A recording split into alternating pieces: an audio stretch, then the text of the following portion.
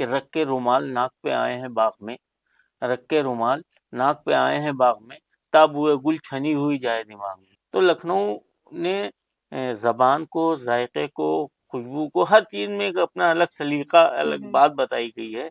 तो अगर हम उस पर रियाज नहीं करेंगे, पुराने अपने फ़न को बचा के नहीं रखेंगे, तो हम अपने आने वाली जनरेशन को क्या देंगे। लखनऊ की खुसूसियत यह है कि अगर किसी से एक बार ताल्लुक़ हो गया तो वो मरते दम तक उसको निभाता है। हम हैं सूखे हुए तालाब पे बैठे हुए हंस, हम हैं सूखे हुए तालाब पे बैठे हुए हंस, जो ताल्लुक़ को निभाते हुए मर जाते हैं।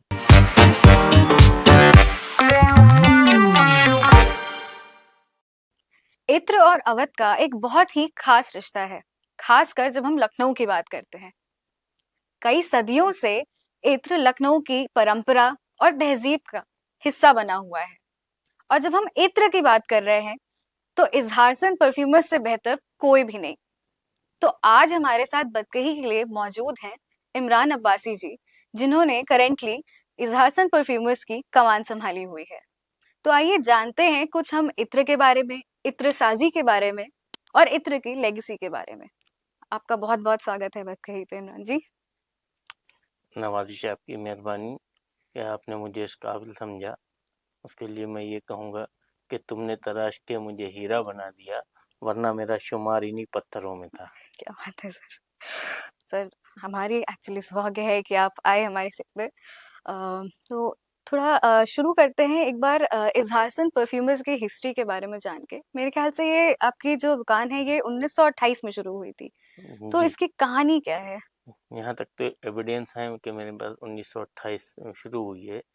इसकी कहानी तो असल बात यह है कि खुशबू और इंसान का एक बहुत अटूट रिश्ता है, जो एक दूसरे के साथ जुड़े हुए हैं। दोनों की बहुत ज़रूरत होती है। तो इंसान है तो उसको खुशबू की ज़रूरत होगी, अच्छे माहौल की ज़रूरत होगी। बिल्कुल। यहाँ से बात है। और रही सिलसिले की बात तो मेरे पीढ़ियाँ फ़र्रुखाबाद डिस्ट्रिक्ट में से मेरे 20 पीढ़ी मेरी फ़र्रुखाबाद डिस्ट्रिक्ट में रहीं, करीब 19-20। उसके बाद 5 पीढ़ी मेरी लखनऊ में है। तो वहाँ मेरा सब पुरानी ज़मींदारी और पुराना सब हवेली टाइप की सब सिस्टम था। तो जब हवेली थी तो उसमें क्यारियाँ और तरफ और फूल और खुशबू का एक उससे रिलेशन तो था ही, और बाकायदा उससे बहुत जस्तजू थी, उसमें बहुत फूलों की, उनकी सबकी क्यारियों का देखभाल करना। वो सब मतलब माली के साथ साथ खुद को भी देखिए, आपको अपना भी शौक होना चाहिए उसमें होता था। उसके अलावा वहाँ टैंक्स बने थे जिसमें गुलाब वुलाब डाल के और मसूरात को के लिए भी है जो भी, तो वो एक सिलसिला था। उसके बाद वहाँ वो जब टाइम गया, वक्त बदलता गया, जिम्मेदारियाँ मदारियाँ चेंज हुई, तो मेरे फादर इजहार साहब और उनके फादर ज़मीर अहमद साहब, ये दोनों लमसम एक साथ लखनऊ शिफ्ट हो गए करीब 1900 की शुरुआत में। क्योंकि और जो हमारी पिछली पीढ़ियाँ हैं उसमें ज़्यादातर जो मेरे बुजुर्ग थे, उनका वहाँ जो पहले आए हैं उनका नाम था शेख महमूद बुर्राक लंगर जहाँ। अच्छा। वो अध्यात्म से जुड़े थे, सूफीज़म से। तो वो जब वहाँ थे तो वो सूफीज़म और खुशबू वो सब बहुत पुराना रिश्ता था। तो यहाँ जब आए तो ज़रिया माश के लिए कुछ ना कुछ काम करना था, क्योंकि खुशबू में शौक़ और उससे था। तो फिर धीरे धीरे उसमें जस्तजू होती गई, काम करना शुरू करते गए, तो वहाँ से स्टार्टिंग हुई। फिर लखनऊ में आके यूँ हुआ। अच्छा। वरना फर्रुखाबाद में एक जगह है शेखपुर, वहाँ आज भी मेरे जो पुरानी हवेली थी उसके कुछ खंडहरात बाकी हैं। क्योंकि अब वहाँ पे नहीं कोई देखने वाला है, कभी कदार जाते हैं, साल में एक बार जाना होता है। तो वहाँ से सिलसिला लखनऊ तक आने का ये है, क्योंकि रिलेशन था अध्यात्म और उसकी वजह से भी, और 20 पीढ़ियों तक हम उसी चीज़ को देखते चले आ रहे थे अपने यहाँ। और शौक था फूलों का, अलग अलग किस्म के फूल लगाए जाएं, सब मतलब उसमें बहुत वैरायटी फूलों की लगाई जाती थी, जैसे जूही, चंपा, रात रानी, नाइट, हरसिंगार, मतलब जितने भी फूल खुशबूदार हो सकते थे वो सब अपने बागीचे में हुआ करते थे। और दौर दौर के हिसाब से उसको पानी में डाल के और उसका अलग अलग सिस्टम कैसे इस्तेमाल करा जाए, नहाने के पानी में कैसे डाले जाएं। बाकी जो है खाली दरख्त में तालाब में थोड़े थोड़े पाउंड्स बने थे, या एक तांबे के कुंडेदार तसले हुआ करते थे कले किए हुए। वो जब कोई फंक्शन होता तो उसमें रख के वो फूल डाल के वो सब, मतलब वो एक और उससे टाइम चिराग डाले जाते थे साथ में तैराने के लिए, हाँ। मगर वो मिट्टी के चिराग नहीं हुआ करते थे। अच्छा। हाँ, ऐसे जो थे वो एक लोटे शीशे की अबरख टाइप की वो होती थी, छोटी छोटी लुटियाँ आती थी बड़ी, मेरे पास मौजूद है वो। उसके अंदर जब लाइट जलती है, जैसे अबरख में नहीं अलग अलग शेड्स दिखते हैं चमकदार, वो ऐसी उसके अंदर चमकती हैं, वो फूक की बनी हुई होती थी। अच्छा। वो उसको साथ में डाली जाती थी, बड़ा खूबसूरत लगता होगा बहुत वो। खूबसूरत दिखता था वो एकदम। मतलब ये सब देखिए, इसमें आधा तो मेरा सुना हुआ है, मैंने उस पर विजिट करी, मगर वो चीजें मेरे पास मौजूद हैं। वो पॉन्ड्स वो जगहें नहीं बची, मगर वो चीजें तो मौजूद हैं जो इस्तेमाल होती थी। जी, ये काफी खूबसूरत सा एक बहुत आपने। होता ही था, तो हम्म। वो सब उससे रिलेशन था उसमें। जब डाला जाता था तो साथ में खुशबुएं भी डाली जाती थी, हीट से वो स्मेल भी करती थी। हाँ, गर्म उसकी गर्मी हाँ, से। फ्लावर्स की डब बना के, और तो मतलब एक अलग माहौल जो जो उस टाइम अवेलेबल था उस तरीके से इस्तेमाल किया जाता था। वो एक ताल्लुक था और उससे बहुत जुड़ाव था। उसके बाद जब लखनऊ आए तो जरिए माश के लिए कुछ ना कुछ तो आगे इंतजाम करना है, पालना है, बच्चों को सिस्टम करना है, क्योंकि अब जिम्मेदारी मदारी तो सब खत्म होगी, सब हाँ। मामला खत्म हो गया। तो क्योंकि उससे जुड़े हुए थे, तो यहाँ आके फिर उसी सिलसिले में काम शुरू किया गया, तो धीरे धीरे आज यहाँ पे हूँ आप लोगों की दुआओं से। चलिए, और आपने अभी एक चीज मेंशन करी कि कैसे पहले लोग नहाने के पानी में भी थोड़ा इत्र डालना करते थे, तो ये तो अब लोग करना छोड़ ही चुके हैं एकदम नहीं, से। देखिए अब उसको थोड़ा सा चेंज हुआ है। जैसे नहाने के पानी में देखिए हर पीने के पानी में भी डाला जाता था। अच्छा। गुलाब जल या केवड़ा जल डालते थे, उससे खुशबू और जायका तो आता ही था, साथ में वो जिस्म को गुलाब हाजिम होता था, और केवड़ा अंदर की गर्मी को ठंडा करता था। तो ऐसा नहीं है, खानों में भी डाले जाते थे, खाली एक ही चीज पे नहीं होता, अलग अलग सिस्टम है उसके। तो वो नहाने के खुशबू में अगर इत्र मौजूद है तो वो डले नहीं, वरना फ्लावर से ही उस चीज को बना लिया जाता था। और जब इत्र जो है आज, अब हमने उसको जो है वाटर कंपाउंड बनाना शुरू किए उस तरीके के। जैसे जो गुलाब जल वगैरह आते नहीं हैं। नहीं, गुलाब जल नहीं, जो खुशबुएं पानी में नहाने के टब में डालने के अच्छा। लिए होती हैं, हम्म। वो बनाना शुरू की। वक्त उसका अलग है, आज का दौर है। सर, थोड़ा यही जानना चाहेंगे हाँ आपसे कि जो आपने बताया ना कि इत्र के कई और प्रयोग भी होते हैं, सिर्फ हाँ। खुशबू के लिए नहीं है। हम्म खानों में भी यूज होता है, लोग हाँ। नहाने के पानी में डालते हैं। तो थोड़ा आप हमें इत्र के बारे में और बताएंगे कि कहाँ कहाँ और इनका यूज किया जाता है। देखिए, सारा माहौल को अच्छा बनाने के लिए इत्र का काम, मेन काम है खुशबू का, कि माहौल को बहुत अच्छा बनाया जाए।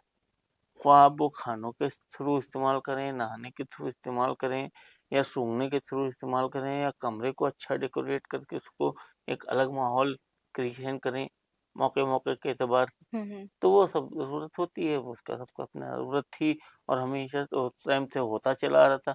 तो थोड़ा फ़र्क ये होता है कि आज, पहले कुछ चीज़ें रॉयल होती थी। इवन जो आप छोटी सी चीज़ है चाय, वो भी आम फहम लोगों तक नहीं होती थी। हाँ। जनरल लोग चाय, कॉफ़ी, साबुन, कोलगेट, क्रीम्स, हेयर ऑयल्स, ये सब चीज़ें जो हैं आम आदमी की पहन से नहीं थी। खास बहुत मोस्ट वीआईपी रॉयल लोग यूज करते थे। खासकर इत्र तो मेरे ख्याल से सिर्फ जो नवाबियत जिनके पास होती थी सिर्फ वही लोग इस्तेमाल करते थे। हाँ, वही मैंने कहा ना कि रॉयल, ये सब रॉयल काम थे, आम फहम लोगों से की से बहुत दूर हुआ करते थे। अच्छा, ये भी सुना जाता है कि जो नवाब वाजिद अली शाह थे, तो ये इत्र के बड़े शौकीन थे। जी, तो क्या इनसे जुड़ा कोई किस्सा आप हमें बता सकते हैं? देखिए जाहिर सी बात है कि जब कोई रॉयल होता है तो उसके वहाँ सारे काम रॉयल्टी के होते हैं। तो नवाब साहब के वहाँ के दो किस्से मेरे पास मौजूद हैं। एक तो वो पान में तम कुछ ऐसी चीज़ें खाते थे, तम खुशबूदार वो चीज़ें कि जो वो इस्तेमाल करते थे। तो एक बार उन्हीं ने पान उगल दिया, और वो उनके वहाँ के किसी फोर्थ क्लास एम्प्लॉय ने, किसी आदमी ने, जमादार ने उठा के खा लिया, तो वो उसको बर्दाश्त नहीं कर पाया। अच्छा। क्योंकि वो जो चीज़ें पान में खाते थे, उसके लिए बर्दाश्त की कुव्वत भी होना चाहिए। तो उसकी स्किन में और चीज़ों में कुछ मतलब वो उस चीज़ को नहीं सहन करता है, उसको प्रॉब्लम आने लगी, हम्म दिक्कत आने लगी। एक किस्सा तो ये है।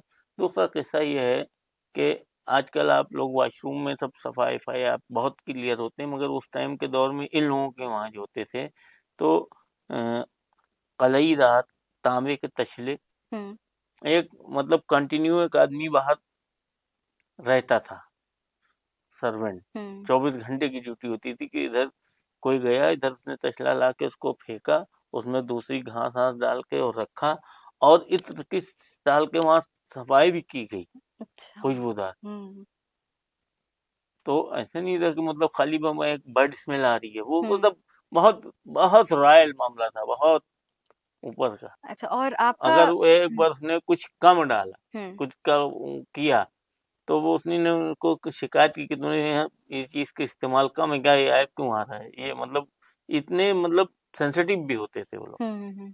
खाली इस्तेमाल करना ही नहीं, उसके बारे में जानकारी रखना, उसके बारे में जानना, उसकी कमी ज़्यादती को पहचान लेना, ये बहुत रहा है, लोगों की बात रहा है। इसी वजह से शायद वो लोग कला का कद्रदान भी रहते थे इतना और हाँ, हर चीज़ का अप्रिशिएट करते थे उस चीज अप्रिशिएट को। करते थे। जी। तो अच्छा एक चीज माना जाता है जो आज के टाइम में आई थिंक कन्नौज को कहा जाता है ये इत्र कैपिटल कहेंगे अगर कि हाँ, सबसे मशहूर इत्र जो होता है वो कन्नौज से है। हाँ। तो ये लखनऊ तक सफर कैसे आया मतलब कैसे लखनऊ में भी इत्र इतना ही फेमस हो गया? देखिए ऐसा है कि हर जगह के हिसाब से वहाँ की चीज़ बनाई जाती है। हम्म कन्नौज में यहाँ लखनऊ से बहुत ज़्यादा बनता है और ज़्यादा बिकता है, मगर वहाँ कमर्शियल स्टाइल से बेचा जाता है कि उसके वहाँ पान मसालों में, तम्बाकू में, इसमें सूंघने में उसमें नफासत है नहीं है। हम्म लखनऊ का मिजाज ये है कि लखनऊ के लोग बहुत नफासत पसंद होते थे। उनका वो जाड़ों में नवंबर दिसंबर में जो है छतरी लेके चलते थे कि शबनम सर पे पड़ के ना पड़े और जिससे जुकाम ना हो। हम्म यहाँ के बारे में एक कहावत है, मूली के पत्ते पे पैर पड़ गया तो छींकें आने लगी। हम्म तो सूंघने में भी उनका मिजाज ये होता था हम्म। कि रख के रुमाल नाक पे आए हैं बाग में, रख के रुमाल नाक पे आए हैं बाग में, तब हुए गुल छनी हुई जाए दिमाग में। क्या बात है। गोया कि वो जो बागीचे की खुशबू है वो भी गर्दा आलूद हम्म नहीं सूंघना पसंद करते थे।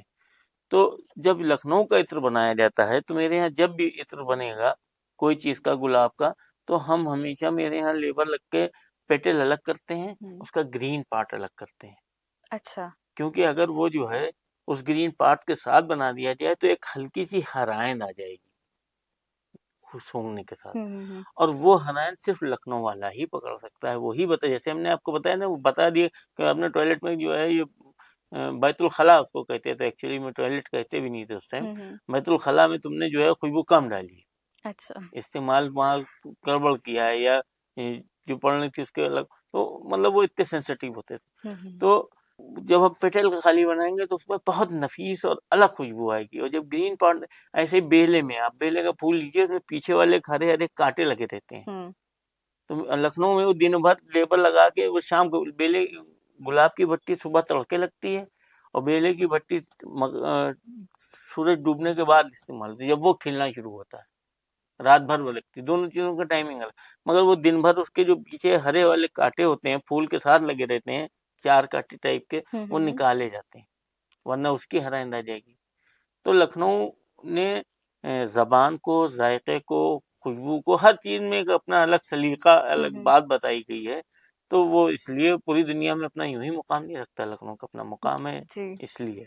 आपने अभी कुछ बोला भी था कि चाहिए हर बात में सलीका है, क्या आप हमें वो फिर से एक बार सुना सकेंगे? जी, खुश रहने का यही तरीका है, हम्म। खुश रहने का यही तरीका है, चाहिए हर बात में सलीका है।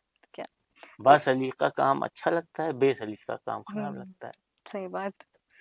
तो लखनऊ में व्यापार करने का आपका जो एक्सपीरियंस रहा है पीढ़ी दर पीढ़ी वो कैसा रहा है मतलब क्या कद्रदान जो आए हैं जो कस्टमर्स हैं थोड़े बदलाव आया उनमें?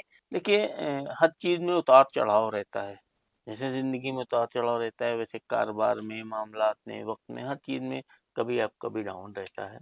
एक दौर था, मेरे बुजुर्ग बताते थे कि जब इत्र बनाया कोई 10 किलो का घान, 20 किलो का घान, तो ऐसे दुकानों पे जनरल नहीं बिकता था। अच्छा। उठा के वो उसके चमड़े के बड़े बड़े कैमिल स्किन की बॉटल्स बनी हम्म हुई आती हैं, जिसको हम लोग कुप्पी कहते हैं, वो बनाया गया, उसमें रखा गया, फिर रजवाड़ों में जाने गया, किसी एक रजवाड़े में गए, वहाँ अंदर सैंपल भिजवाया गया, देखा गया, उन्हीं ने अगर पसंद कर लिया तो वो पूरा तोलवा लेंगे एक घान। फिर वो अपना साइन पीस बना लेते थे। अच्छा। वो ये नहीं चाहते थे कि ये अब कोई और लगाए। हम्म।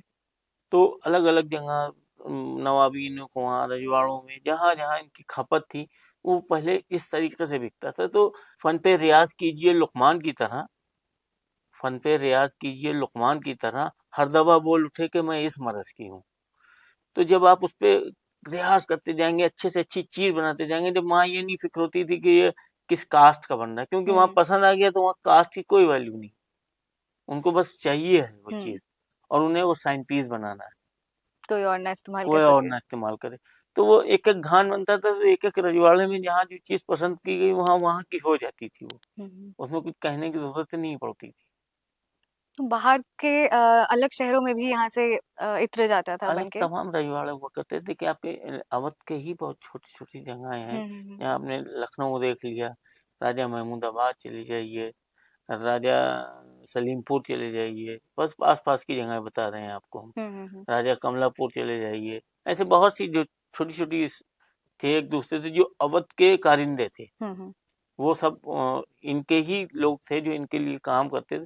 मगर सब रॉयल तो थे ही, सबको अपना अपना सिस्टम था, सब जगह जाते रहते थे। और अदर स्टेट्स में भी, मतलब कोई जरूरी नहीं खाली अवध में, अवध के बाहर भी जहाँ जहाँ हर जगह रॉयल लोगों को हर चीज रॉयल चाहिए होती थी। जी, बिल्कुल। तो क्या आप हमें थोड़ा बहुत ये इत्र बनाने की प्रक्रिया के बारे में बता सकते हैं कि ये कैसे इत्र बनता है, और क्या ये आज भी इसी प्रक्रिया से आप लोग इत्र बनाते हैं या कुछ बदलाव आए हैं उसपे? देखिए, हमने भी आपको शेर सुनाया कि फन पे रियाज कीजिए लुकमान की तरह, हर दवा बोल उठे कि मैं इस मरज की हूँ।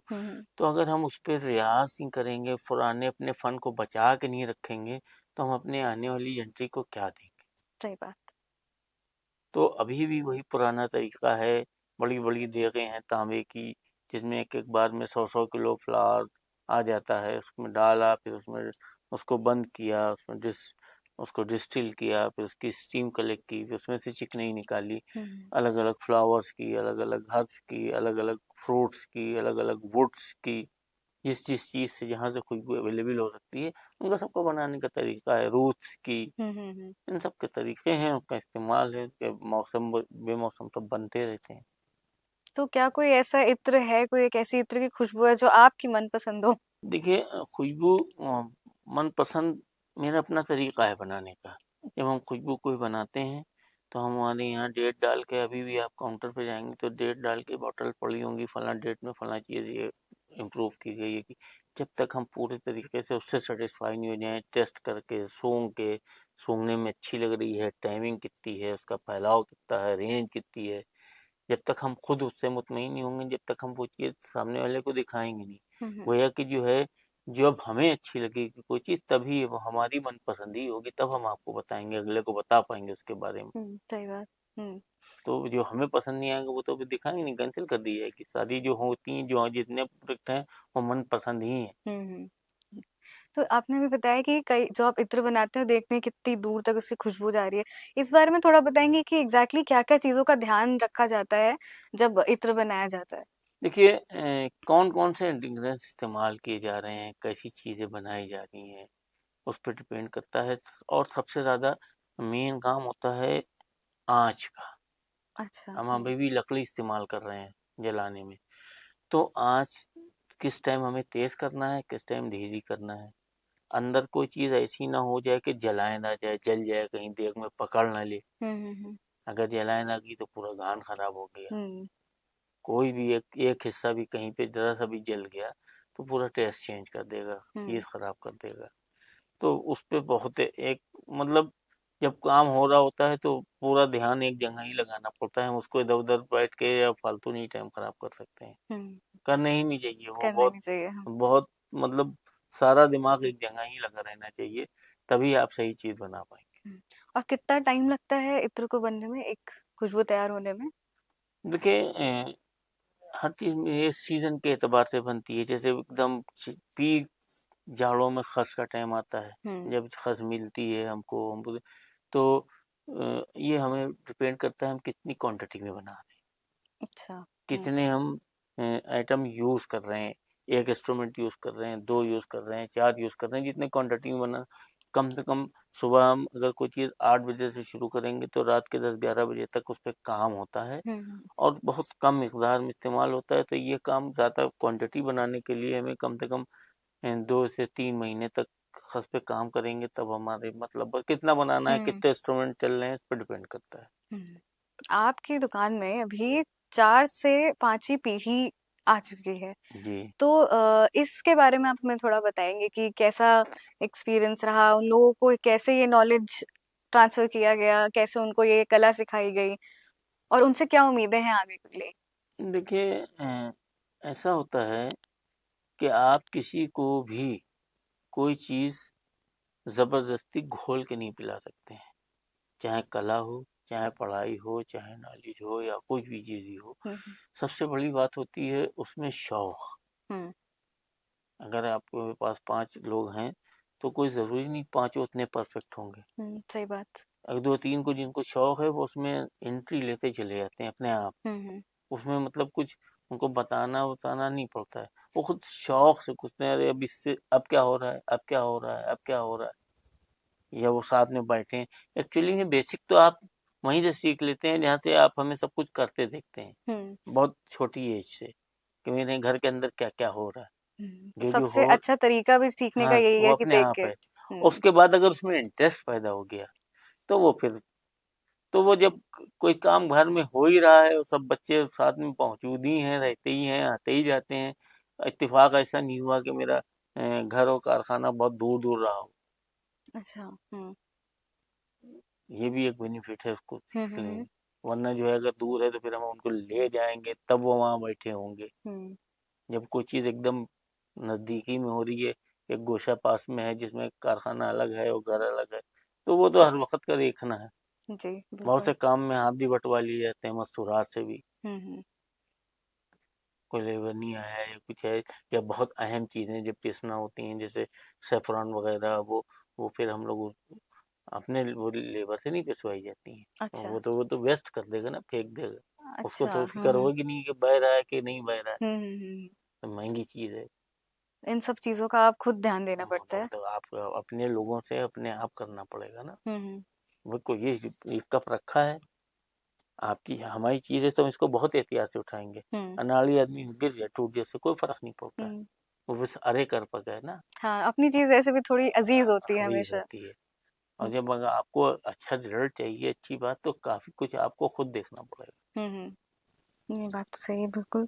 क्या आपके आज के टाइम पे जो ग्राहक हैं, हाँ, क्योंकि आप लोग कई सालों से इस बिज़नेस में रहे हैं, जी। तो क्या कोई ऐसे भी ग्राहक हैं जो कई सदियों से आ रहे हैं, जिनकी पीढ़ियाँ आपकी दुकान पे आ रही हैं और आपने आज भी वो लोग कंटिन्यूअसली आते हैं और आपसे इत्र लेके जाते हैं? कोई ऐसे नहीं है, सब ऐसे हैं? 80% है। अच्छा। जो लोकल कस्टमर है हुँ। मेरा, शहर का या आस-पास के खुरजवार का, वो अपने दादा आते थे, दादा के बाद उनका बेटा उनके साथ आया, पोता उनके साथ आया, उसके बाद वाली भी पीढ़ी, वो कंटिन्यू वाले हैं मेरे पास। ख़ास तौर से चौक पे पुरानी दुकान पे। जनपद में तो नए लोग जुड़ते रहते हैं, यहाँ भी चौक में भी नए लोग आते हैं, वो अलग पहलू है। जो पुराने कस्टमर हैं, उसमें 80% मेरे कंटिन्यू हैं। कई-कई पीढ़ी से मतलब 50 साल का आदमी कह रहा है कि मैं अपने दादा के साथ उँगली पकड़ के आया था। बहुत बड़ी बात है ये। तो ये कोई छोटी बात नहीं है। और बेटा देखो आज हम तुम्हें लाए हैं, आगे ये दुकान याद रखना। ये सिर्फ़ ये मेरे शहर की ख़ुसूसियत है, वज़ादारी, निभाना एक-दूसरे को, ये सिर्फ़ लखनऊ की ख़ुसूसियत। लखनऊ की ख़ुसूसियत ये है अब हम अपने शहर के बारे में भी थोड़ी-सी बात कर लें। बिल्कुल। लखनऊ की ख़ुसूसियत ये है कि अगर किसी से एक बार ताल्लुक़ हो गया, तो वो मरते दम तक उसको निभाता है। बिल्कुल। बस ये है कि शर्त ये है कि दोनों लोग सही हों और यहाँ सही हैं ही। वो ख़्वाह किसी भी कुनबे से कहीं से भी ताल्लुक़ रखता हो, अगर वो एक बार आपसे जुड़ गया है, अगर आपका है तो फिर आपका है। लखनऊ की ख़ुसूसियत ये है किसी शायर का एक शेर है कि फ़न पे हम हैं सूखे हुए तालाब पे बैठे हुए हंस, हम हैं सूखे हुए तालाब पे बैठे हुए हंस, जो ताल्लुक को निभाते हुए मर जाते हैं। अरे क्या यानी कि बात है। तालाब छोड़ के दूसरी जगह नहीं जाना है, हम्म। यहीं बैठे रहना है और यहीं जुड़े रहना है। एक बार इससे जुड़ाव हो गया तो हमारा ये थोड़ी हम ये तालाब सूख के छोड़ के दूसरे तालाब में चले जाएं। बिल्कुल। ये सिर्फ लखनऊ की खूबसूरत, हाँ, ये सिर्फ लखनऊ। लखनऊ है जो आपको सिर्फ ताल्लुक में दूसरी जगह से आपको 2 पैसे ज़्यादा देगा, क्योंकि हम यहाँ से पुराना सिस्टम है, ये ठीक है। वो लालच में इधर से उधर नहीं भागे। लखनऊ वालों की कुछ ये खासियत है भी कि एक बार जहाँ मन लग जाता है तो फिर वहाँ लगा रहता है। बेशक। और तो आपके लखनऊ के बारे में क्या, अगर हम आपसे लखनऊ के बारे में बात करें, आपका लखनऊ को लेके एक प्यार के बारे में बात करें, क्योंकि आप कई सदियों से यहीं रह रहे हैं, तो आपने लखनऊ को कैसे बदलते हुए देखा है? देखिए, लखनऊ में कुछ भी नहीं बदला, अच्छा। ना बदल पाएगा। ज़हनी तौर पे मोहब्बत के एतबार से अगर आप बात कर रही हैं, देखिए डेवलपमेंट के एतबार से बात नहीं मैं कर रहा हूँ, डेवलपमेंट के एतबार से तो बढ़ना चाहिए और बढ़ रहा है नहीं।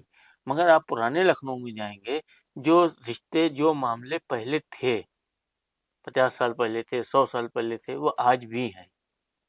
मेरे अपने दोस्त हैं जो 1969 से 1969 से प्राइमरी में मेरे साथ पढ़ते थे, आज भी वो मेरे साथ हैं।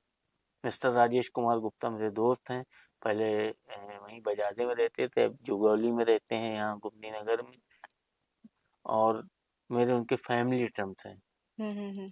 और ऐसे बहुत से, एक दो नहीं, 50 लोग हैं सब तरीके के, जिनसे एक बार सलाम दुआ ताल्लुक हो गया है तो वो नहीं बदल सकता है। और बाकी लखनऊ ने बहुत तरक्की की है और करना भी चाहिए। लखनऊ ने अपने आप में सबको समेट लेने की एक क्षमता है और वो उसकी अच्छी आदत है। लखनऊ की बात है भी अलग, और आप अगर लखनऊ से थोड़ा सा और बाहर जाएंगे तो कई बार होता है कि आपको वो तहजीब, वो नफासत, वो नजाकत, वो मेहमान नवाजी और वो अपनापन कई बार नहीं मिल पाता है। नहीं, इसके बारे में तो मैं दूसरी बात करूंगा। अच्छा। कि जब भी लखनऊ के बाहर मैं कहीं गया, चाहे हिंदुस्तान में चाहे बाहर, लखनऊ की वजह से इज्जत मिली, सिर्फ जबान से। सिर्फ मैं बोला और रिस्पेक्ट मिलना शुरू हो गई। अब उसको लखनऊ तो मिस कर रहे हैं, वो अलग बात है, मगर लखनऊ ही वहाँ इज्जत दिला रहा है। किसी भी शहर में चले जाइए, आप खाली बोले, अरे आप लखनऊ से हैं, आइए ये बैठ, आप क्या बात है, आप तो जाती हैं, मगर नहीं, जो मैं कह रहा हूँ एकदम प्रैक्टिकल है। बिल्कुल सही बात है। तो आप ये क्यों कह रही हैं, आप ऐसे पॉजिटिव सोचिए ना। नहीं, बात तो आप सही है आपकी। नेगेटिव में क्यों सोच रही हैं? नहीं, बिल्कुल बात सही है आपकी। है अच्छा, आप नहीं? बाहर जाते रहते हैं, आपके कई एग्जीबिशंस वगैरह में भी आप जा चुके हैं, तो इस बारे में आप हमें थोड़ा कुछ बताएंगे? देखिए, एग्जीबिशंस में आपकी दुआ से गवर्नमेंट की तरफ से मुझे लखनऊ महोत्सव में कंटिन्यू बुलाया जाता है, जब से लग रहा है। ताज महोत्सव में मैंने स्टॉल्स लगाई हैं कई बार, दिल्ली हाट में मुझे लगाया गया है, हैदराबाद में मुझे एग्जीबिशन में बुलाया गया है। तो खाली जो मेरा बैनर लगा होता है वो चिम्बक का काम करता है। अच्छा। अगर आपने उसमें लिखा है लखनवी इत्र या वो, तो किसी को हमें बुलाना नहीं, खींच के आता है। चले आते हैं। और बाकी मेरी बात है कि अगर वो मेरे भरोसे आया है तो मुझे अच्छी चीज सही पैसों में दूं, ये जिम्मेदारी है हमारी। किसी के साथ गलत फ्रॉड नहीं करना चाहिए, और वो फिर ज़्यादा दिन नहीं चलता है, पहली बात। दूसरी बात ये है, मैं कोई रेट नहीं बढ़ाता हूँ कहीं, जो मेरे प्राइस रेट फिक्स हैं, जो दुकान पे हैं वही महोत्सव में होंगे, वही होंगे। उसको मैं प्रैक्टिकल पब्लिसिटी समझता हूँ, जो पैसे मेरे फालतू खर्च होते हैं। मैं लोग कहते हैं आप यहाँ बैठे हैं, खर्चा है, आप कैसे निकालने, पैसे पूरे क्यों नहीं लेते, वो मेरी प्रैक्टिकल पब्लिसिटी है। और ईमानदारी बहुत जरूरी है किसी भी व्यापार में। वो तो बहुत जरूरी है। ईमानदारी में आपको जो चीज, आप जिसको जो चीज बता रहे हैं उसको वो चीज दीजिए, और जो आपके मुनासिब नफा है वो लेके दे दिए। किसी के साथ जुल्म और ज्यादती नहीं करना चाहिए, गलत पैसे नहीं लेने चाहिए। मेरे फादर बताते थे कि थोड़ा खाओगे तो ज्यादा दिन तक चलेगा मामला, अगर इकट्ठा खाओगे तो फिर रेपुटेशन अच्छी नहीं बनेगी। रेट एक रखो, चीज अच्छी दो, और चीज बेचने के बाद ये कभी मत समझो कि तुमको पैसे मिल गए तो हमसे कोई मतलब नहीं, वो इतनी हिफाजत से दो कि वो ले जाए, इस्तेमाल करे और दोबारा आए और दूसरों को बताए। बिल्कुल। ये नहीं हमको हमसे गया जग से गया, हमें पैसे मिल गए फिर इसका कुछ देना ही नहीं, ये तरीका नहीं अच्छा है। तरीका अच्छा ये है कि उसने पैसे खर्च किए हैं तो वो उसका पूरा फायदा उठा पाए, उसको वो चीज़ मिल पाए। जिसको अंग्रेजी में कहेंगे वैल्यू फॉर मनी। हाँ।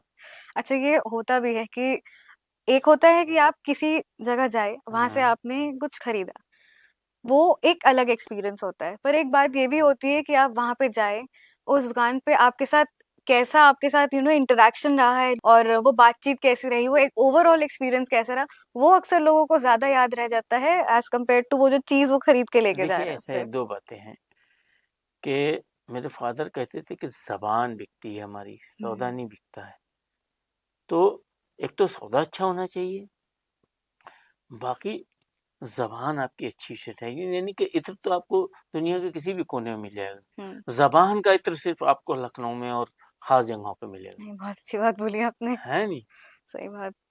आप मेरे पास आए हैं, आप सौदा ना ले ना ले, चीज तो हम आप हमारी ड्यूटी है कि हम सही तो बोले, हम ले लखनऊ है, ये हमारी जिम्मेदारी है। बिल्कुल। तो जबान का इत्र तो आपको लखनऊ में ही मिलेगा। एक्चुअली बहुत अच्छी बात बोली आपने कि जबान का इत्र सिर्फ लखनऊ में मिलेगा। जी।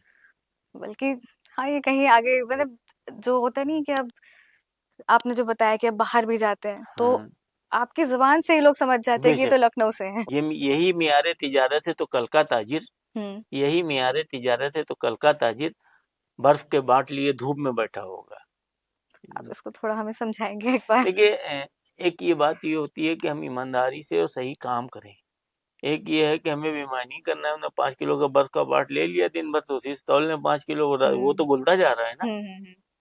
तो हम सामने वाले के साथ चीटिंग कर रहे हैं। यही मियार तिजारत है तो कल का ताजिर बर्फ के बाट लिए धूप में बैठा होगा। तो मियार अपना बना के रखना चाहिए, वो मियार नहीं रखना चाहिए जो हम बता रहे हैं।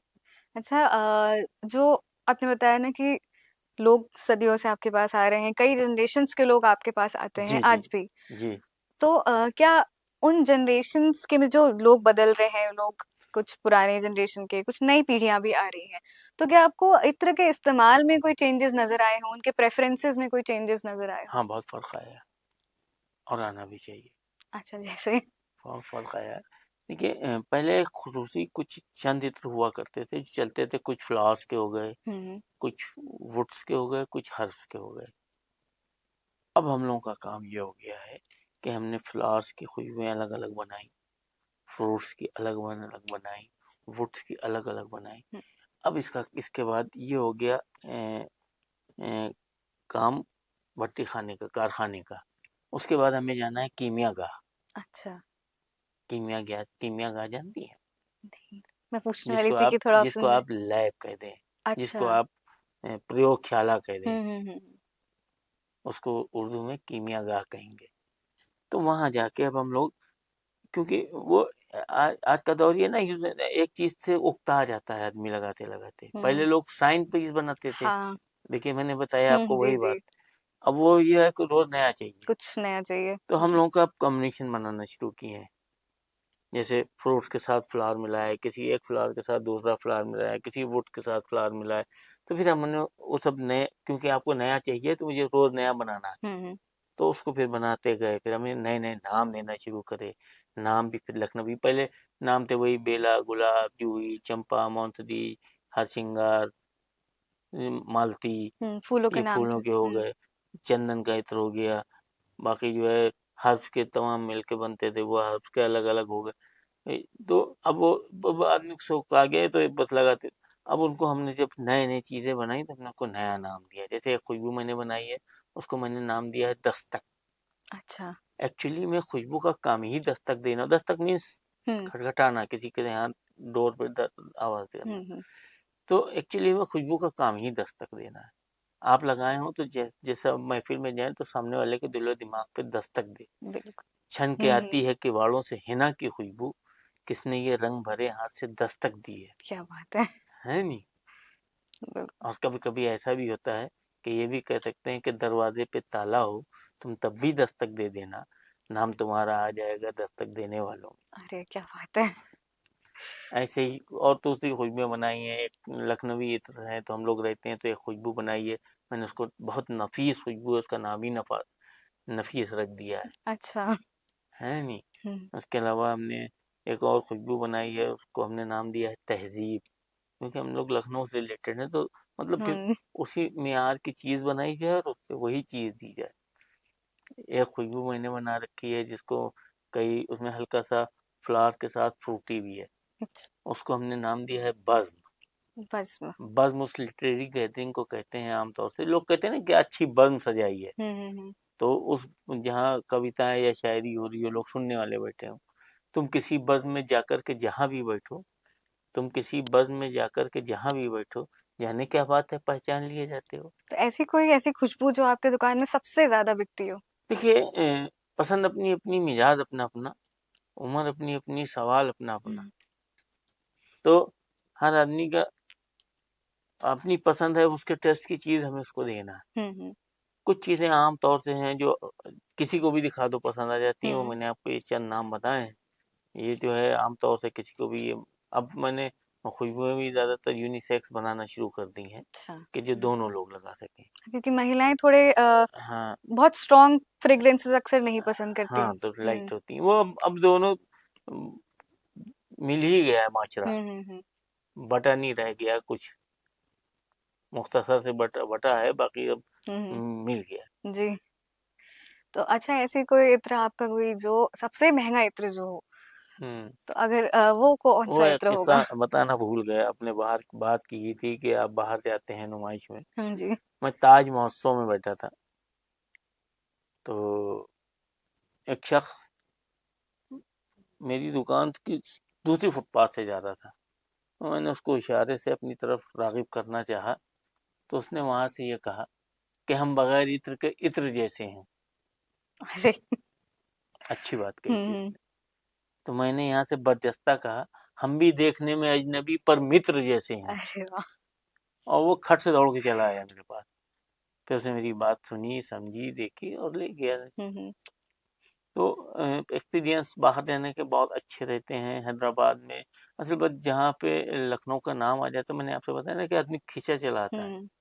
तो जब उसको यहाँ की एक लखनवी टोनें, खुशबुएं दिखाई देती हैं, लखनवी चीज़ें दिखाई देती हैं, तो वो फिर अगर वो ज़ौक़ रखता है तो उसमें वहाँ भी रहता है।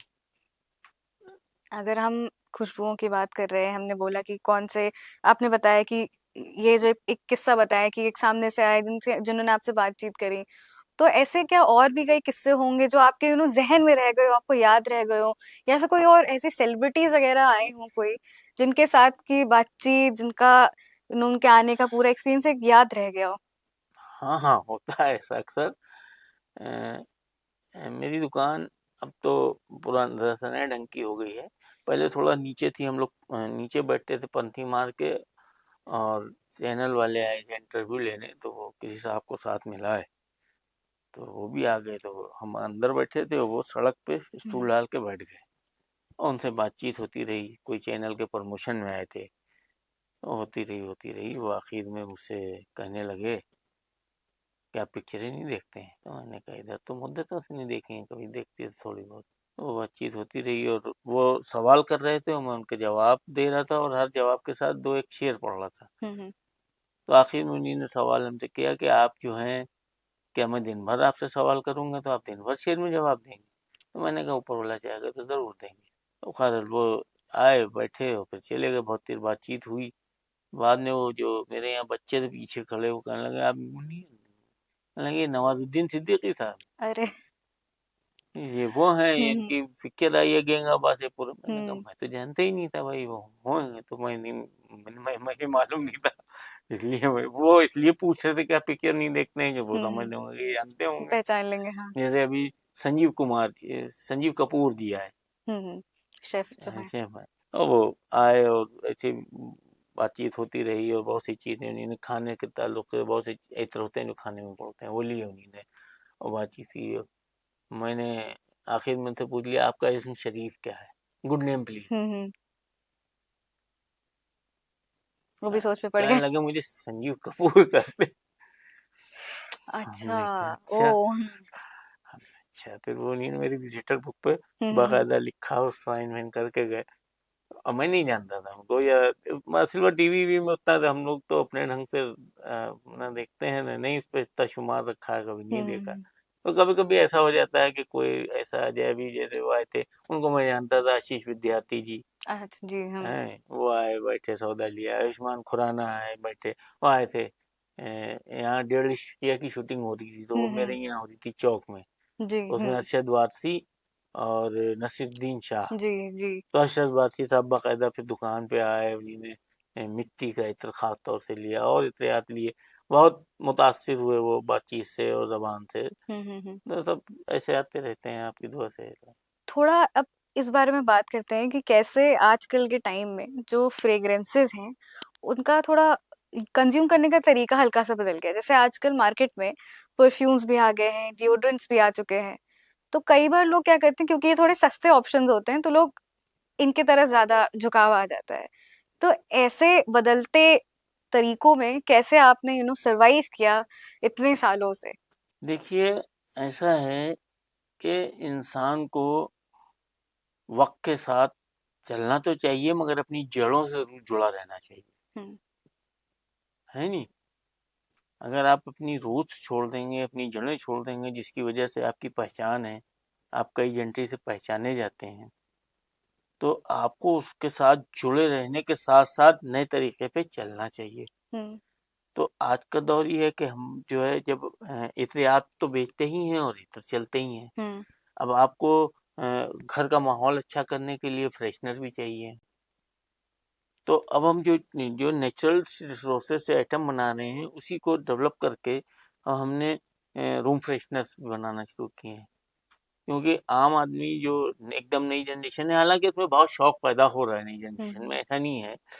मतलब ये जो मीडिया है, जिसने हर चीज को ओपन कर दिया, हर चीज का अच्छाई बता दी है, उसके तमाम फायदे भी हुए हम्म, कि लोगों तक आपकी जानकारी पहुंची।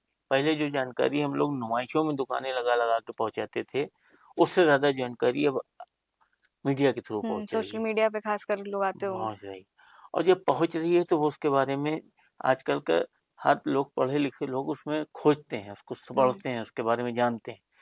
और जब उसकी वो सिफात जान जाते हैं, तो वो अपनी जगह अपनी चीज से जुड़ते हैं। हम्म, तो ऐसा नहीं हुआ।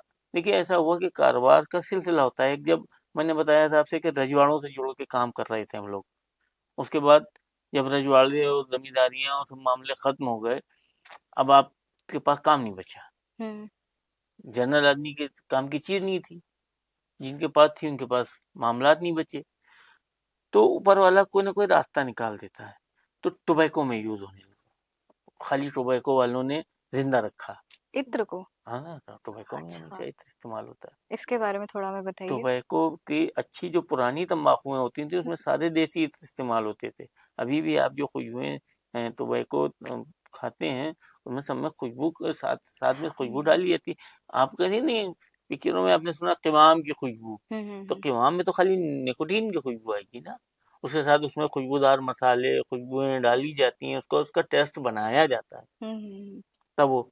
तो बहुत दिन तक हम लोग को है उससे जिंदा रहे, उसके साथ जुड़े रहे, और उनके फिर उसके बाद गल्फ का एक्सपोर्ट खुल गया, वहां लोगों को पैसा आ गया। पहले वहां पैसा नहीं था, हम्म, उनको चीज के बारे में मालूम थे, पैसे नहीं थे। हम्म, अब उनके पास पैसे आए, उनको चीज का भी मालूम है, तो वहाँ एक्सपोर्ट एक्सपोर्टर्स बढ़ गया। बढ़ गया। तो ऊपर वाला जो है, आप कोई कोई फन मरता नहीं। हम्म, हम्म, आप चाहें कि जो है बड़ी बड़ी मल्टीनेशनल कंपनियां आ जाएं या आ जाएं, तो देसी फनकार खत्म हो जाए, खत्म नहीं हो सकते हैं अगर उस पर रियाज करते रहें, उस पर मेहनत करते रहें। हम्म, कभी कभी ऐसा होता है, कोई बहुत अच्छी चीज बनाई और हमने दिखाई और अगले की नहीं समझ में आई, हम्म, तो फिर ये कहना पड़ता है कि कदरदां कीमतें बाजार से आगे ना बढ़े, कदरदां कीमतें आधार से आगे ना बढ़े, बाजार से आगे ना बढ़े, फन की दहलीज पे फनकार ने दम तोड़ दिया। आपने कोई बहुत अच्छी चीज बनाई, आपने सब कुछ किया, और उसके बाद आपको उसका रिजल्ट ना मिले, तो अंदर से थोड़ा होता है। मगर ऐसा नहीं होता कि खत्म हो जाए, खत्म नहीं होता। आप हम्म, लगे रहिए, कोशिश करते रहिए, आप अपने आप को जिंदा रखिए। हम्म, और अपने फन को जिंदा रखने के लिए ये आपकी जिम्मेदारी है, अपनी तहजीब, अपने फन, अपने मामलात को जिंदा रखने के लिए कि आप आने वाली जनरेशन को वो चीज़ बताएं, एक एक हम्म चीज़ से समझाएं, वाकिफ कराएं, उसके नशे फरार समझाएं, इफेक्ट और बैड इफेक्ट। हम्म ऐसा नहीं है कि नहीं समझ पाएंगे, सब आएगा और सब होता है और बरकरार है। हम्म सबका अपना बाजार है, मल्टीनेशनल कंपनियां आई हैं, उनका काम है। देखिए कारोबार और फन हम्म दोनों अलग अलग चीज़ें।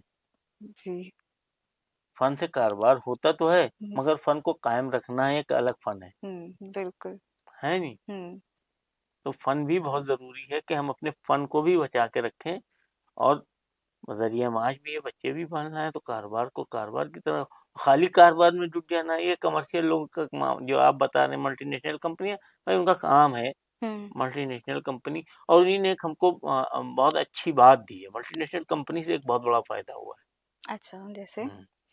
देखिए फायदा ये हुआ है कि जैसे अभी हमने बताया था कि ये सब रॉयल चीजें थी, हम्म पेस्ट, मंजन, तंबाकू, ये क्रीम्स, या आपके चाय, कॉफी, ये आम फहम लोगों से एकदम दूर थी। आज से हम्म 60 साल पहले, 70 साल पहले, 100 साल पहले शैम्पू वैम्पू, आज मल्टीनेशनल कंपनी ने ऐड करके छोटे सैंपल पैकिंग निकाल के झोपड़ी वालों को भी वो चीज़ पहुंचा दी है जो खाली रॉयल थी। हम्म बाजार को बड़ा किया है उन्हीं ने, बात तो सही उसका बिल्कुल फायदा तो हमको भी मिल रहा है ना। बिल्कुल आप दोनों, मैंने कहा ना, खाली निगेटिव ना सोचिए, हम्म उसको पॉजिटिव भी सोचिए। बिल्कुल अगर 2 रुपए का शैम्पू का पाउच नहीं निकल पाता तो 200 रुपए वाली शैम्पू की शीशी आम आदमी नहीं लगा सकता था। सही बात तो उन्होंने बाजार को वसी कर दिया, हम्म और उसका फायदा फनकारों को भी दिया। और हैंडीक्राफ्ट का कस्टमर ही अलग है, हम्म मल्टीनेशनल कंपनी का कस्टमर अलग है, हैंडीक्राफ्ट का अलग है, सबकी सोच और जहन अलग अलग। हम्म जो जिसका कस्टमर है वो उसका है, बात कोई चीज़ खत्म नहीं हो सकती ये बिल्कुल सही बात है नहीं। बिल्कुल बिल्कुल अच्छा चाय का एक किस्सा मुझे याद आया जो मैंने सुना था कि पहले जैसे आपने कहा ना चाय सबको नहीं मिलती थी एक रॉयल्टी थी उससे आई थिंक शायद उससे पहले का होगा या बाद का होगा टाइम शायद मैं ना बता पाऊँ पर किस्सा ये था कि पहले जब चाय का कारोबार बढ़ाना था तो क्या किया गया कि अलग अलग मैं बता कॉलोनीज दे रहा में हूँ, मुझे मालूम है। अच्छा आपको मालूम है हाँ ये मुझे मालूम है, मेरे बुजुर्ग वो मिसाल मैं अक्सर अभी भी देना पड़ती है मुझे। वो मेरे फादर बताते थे हम्म कि चाय वो बना के लाते थे, और घर में आदमी पूछते थे कितने हैं, हम्म 3 आदमी हैं, 3 चाय दे दिए, हाँ 5 आदमी हैं, 5 चाय दिए, 3 होते थे तो 5 लिखा देते थे। अच्छा गोया के चस्का लगाया गया। चस्का लगाया गया हाँ और पहले उसको बहुत अच्छी नजर से नहीं देखा अच्छी जाता नजर था कि ये से, चाय पी रहे अच्छी नजर से नहीं देखा जाता था, मगर वो उन्हीं ने उसको ये चीज लगा दी। हम्म अब वो जो है आदमी उसका आदी हो गया। हाँ तो मुझे अक्सर ये कहना पड़ता है कि मेरे बुजुर्गों ने जो काम फ्री में किया था उसकी कीमत हम लोग अभी तक चुका रहे बिल्कुल हैं, है नहीं। बिल्कुल ऐसे नहीं कहते बड़े करें छोटों की कीमत चुकाना पड़ती है। हम्म तो जो चस्का वो लगा के उन्होंने तो फ्री में पी, हाँ हम लोगों को तो उसकी कीमत चुकाना पड़ कीमत रही है, चुकानी पड़ रही है खरीद के पी सबको रहे फिर बिल्कुल चुकाना पड़ बिल्कुल रही है। अब तो बिना चाय के ऐसे भी हाँ, ना दिन शुरू और होता है दिन खत्म हाँ, होता तो सब चीज सिस्टम है, मगर कोई चीज खत्म नहीं होती है। है चाय आने के बाद आप ये समझिए कि छाछ और लस्सी और दूध और वो सब खत्म हो गया, वो अपनी जगह चल वो रहा है। अपनी जगह अब यही तो चाय कहना चाह रही है हम्म ना, हर चीज का सिस्टम था। बिल्कुल अब बिल्कुल देखिए भी एक चीज रह गई बीच में, जो आज कॉस्मेटिक इस्तेमाल हो रहा है। हम्म तो 100 साल पहले क्या इस्तेमाल करती थी मस्तूरात? हम्म तब तो कोई क्रीम, कोई कोल्ड वो नहीं थी, कोल्ड कुछ नहीं था, तो क्या इस्तेमाल करती थी? घरेलू सारी चीजें क्या? इस्तेमाल होती थी नहीं, पहले एक इत्र फितना बना करता था। अच्छा ये क्या होता था ये ऑर्नामेंट में इत्र बनाया जाता था। अच्छा जो मस्तूरात होती हम्म थी वो जाड़ों में तो शमा माँ और हिना और इनके फितने इस्तेमाल करती थी। मतलब बहुत रॉयल, ये छोटे वाले नीचे की तो बात ही नहीं कर रहा, मैंने पहले ही हम्म बताया। और सीजन के एतबार से इत्र हमेशा सीजन के एतबार से इस्तेमाल होता था, हम्म कि अगर जाड़े हैं तो गर्म इत्र इस्तेमाल होंगे, हिना, शमामा, मुश्किना, अंबर, ऊद, ये सब जिस्म को हरारत देते हैं और दिमाग को ठंडक से दूर रखते हैं। हम्म। ऐसे ही जब जाड़ गर्मी होंगी तो खस का इत्र इस्तेमाल होगा, मट्टी का इस्तेमाल होगा, गुलाब का इस्तेमाल होगा। हम तो मिट्टी से भी खुशबू निकाल लेते हैं और तस्वीर ख्यालों में डाल लेते हैं। अरे वाह! मिट्टी का भी इत्र होता है अच्छा, जिसको ये कैसे? पर्शियन में इत्र गिल कहते हैं। अच्छा। पर्शियन में मिट्टी को गिल हम्म। कहते हैं। तो मिट्टी से इत्र बनाना, ये मेरे ऐसे गीली बुजुर्ग मिट्टी की खुशबू बहुत अच्छी होती भी ये है। मेरे बुजुर्गों की मेहरबानी है, उनके लिए मैं एक शेर रखता हूँ उनके कदमों में कि कैद खुशबू हम्म। और फिजाओं को मुअत्तर करना, कैद खुशबू और फिजाओं को मुअत्तर करना, अपने अजदाद से मैंने ये हुनर सीखा है।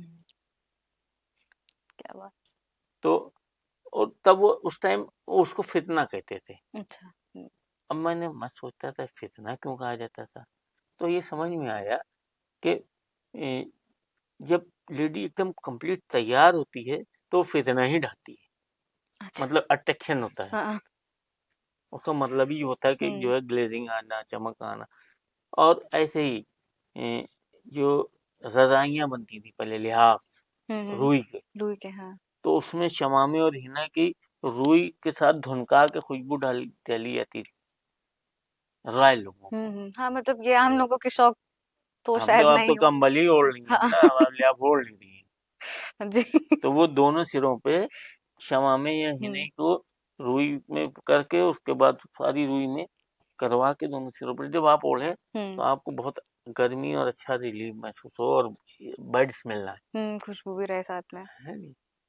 तो ये सब बहुत मतलब रॉयल मामला है। ये तो कहिए इन सब चीज़ों से जुड़े हैं, मैंने अपने बुजुर्गों से कुछ सुन रखा है, कुछ देख रखा है, तो आज मैं आपके सामने ये सब बता पा रहा हूँ, वरना तो मुझे ये कमर्शियल आदमी तो नहीं बता पाएगा। इमरान जी, बातचीत तो खैर चली। आपके पास अगर और कोई किस्से वगैरह हों जिनके बारे में आप हमें बताना चाहें, अवध से रिलेटेड, अवध से जुड़ा कोई किस्सा। देखिए बात अभी नफासत की हुई थी, तो नफासत का अंदाज़ा आप इस चीज़ से लगा सकती हैं कि नवाब वाजिद अली शाह का खानसामा उनके नाश्ते में पूरी बना रहा है। तो उसने पहले एक बड़े बर्तन में घी गरम करके रख लिया, उसके बाद एक छोटे बर्तन में उसने घी लिया और उसमें पूरी तली, पूरी भेजी, वाला घी हटा दिया, फिर नया घी लिया, फिर वो कंटिन्यू घी बदल बदल के पूरी भेज रहा था। उसका एक साथी बैठा था, तो उसने सवाल किया, इसी घी में दूसरी पूरी लगती है, आप क्यों नहीं करते? कहना आप मेरे नवाब साहब नहीं जानते। अच्छा। उसने फिर उसी घी में एक पूरी तल के भेजी, तो खादिम ने आके कहा नवाब साहब कह रहे हैं घी लग गया है। गोया के ये चीज सिर्फ लखनऊ का आदमी समझ सकता है कि पहली और दूसरी में टेस्ट में चेंज आ जाएगा, उसी में आप तीसरी रखेंगे और टेस्ट चेंज हो जाएगा। तो ये चीजें सिर्फ लखनऊ है। जैसे आपने बताया ना कि इत्र में भी अगर जरा सा भी लग वो गया हरा कुछ उसका नहीं, आ गया तो वो हाँ, तुरंत पकड़ तो लेते थे। बस मैंने बताया ना ये लखनऊ है, ये लखनऊ है। कि हमारे एक साथी मेरे लिए मोहब्बत में आए, नमक पारे लेके आए, कहा आप जहाँ से लाए हैं उस घी में पहले फुल्की तली गई थी, बेसन की पकौड़ी बना दी थी उसने। ये वो पकड़ लिया उन्होंने, नहीं हमने आपने पकड़ा, पकड़ लिया। प्याज हाँ। की खुशबू आ रही थी ना, नमक पारे के साथ प्याज का क्या काम। तो ये सेंसिटिव है बच्चों के। देखिए ऐसा है कि हम लोग पूछते हैं ना कि कैसे आप सिखाते हैं खुशबू। तो मेरा बेटा क्राइस्ट चर्च में पढ़ता था, मैं सुबह उसको छोड़ने आता था, उससे जाने में बहुत टाइम लगता था, टाइम बहुत वेस्ट होता था वैन से भेजने में, 1 घंटे पहले जाए 2 घंटे बाद में आए। मैं सुबह क्योंकि टाइम था मेरे पास दुकान खोलने से पहले मैं चला जाता था। अब रास्ते में मैं उसको खुशबुएं बताता चलता था, बेटा देखो कहीं कपड़ा जल रहा है ये खुशबू उसकी आ रही है, देखो कहीं सूखे पत्ते जल रहे हैं ये उसकी टेस्ट आ रहा है, देखो कहीं प्लास्टिक जल रही है ये उसका।